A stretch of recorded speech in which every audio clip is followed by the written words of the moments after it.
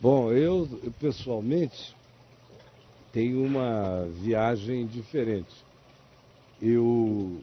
nunca simpatizei com o PT em tempo algum na minha vida. Quando ele surgiu no ABC, por uma questão de que eu estava completamente tomado pelo impacto do Evangelho na minha vida, eu olhei para aquilo tudo, achei que era um fenômeno interessante,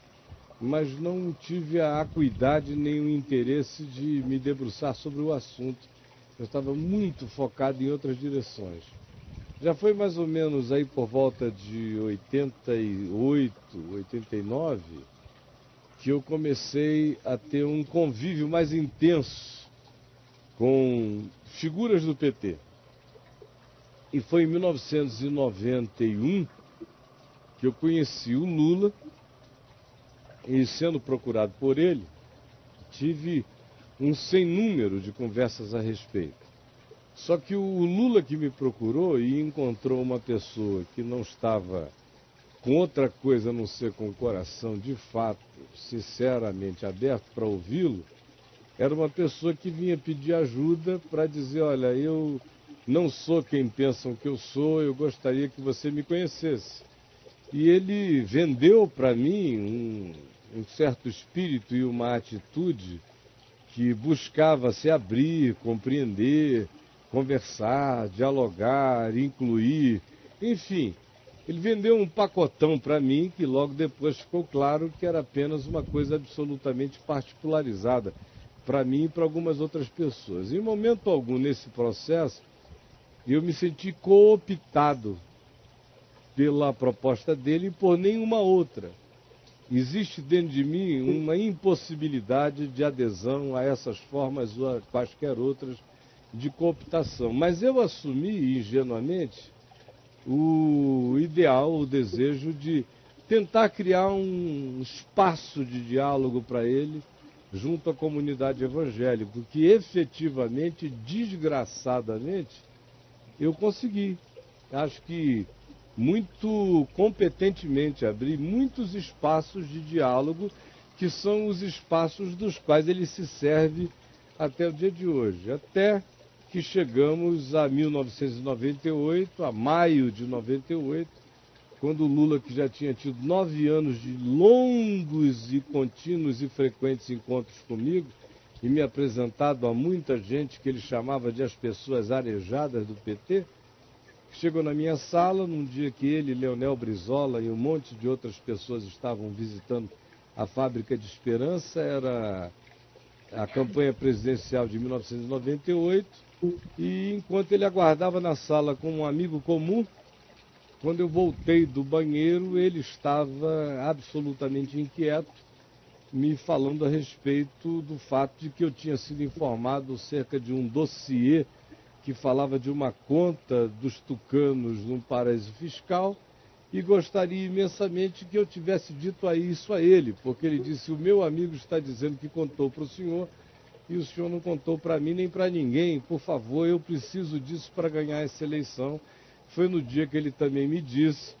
que o Muammar Gaddafi tinha 35 milhões de dólares para internar na campanha dele no Brasil e ele queria saber se eu conhecia pessoas que pudessem fazer isso. Naquele dia iniciou-se um processo muito estranho dentro de mim. Eu não fui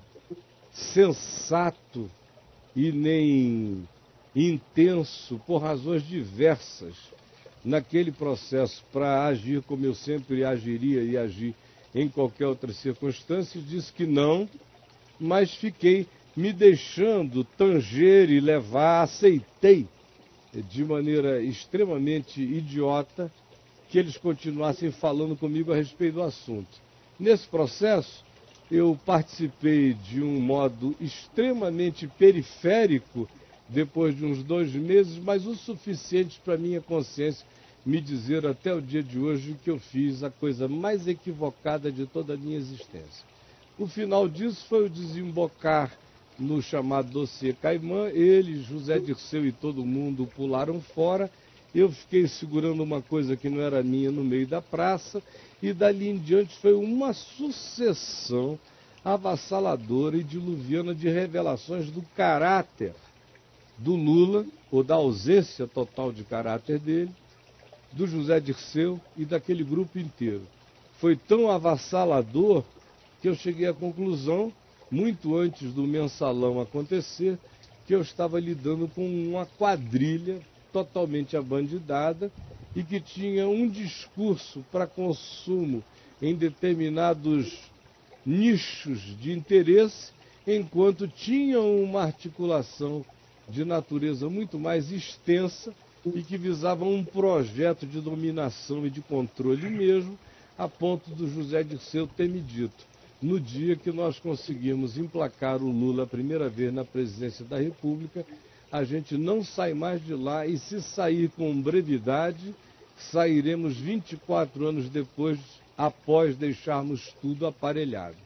Daquele tempo para cá, independentemente do que eles tenham feito, do que me envolveu, do que me implicou, do que eu responda por isso, eu sou um homem adulto para admitir a idiotice da minha participação maior ou menor, periférica ou de qualquer natureza, no processo, e vivo com as consequências disso diante de Deus e do meu próximo na cidadania. Mas ficou para mim, para além de qualquer teoria, eu fui introduzido não no quarto do amigo do Olavo com toda aquela documentação escrita, mas fui introduzido numa recâmara de apresentação dos personagens que logo vieram a se mostrar com todos os perfis não caricaturais, porém reais, de quem eles de fato são. Dali para frente foi uma avalanche de percepção a respeito do fato de que nós estávamos e tínhamos caído num malogro dos mais perigosos. Provavelmente agora, parafraseando o Lula, que repetiu isso exaustivamente,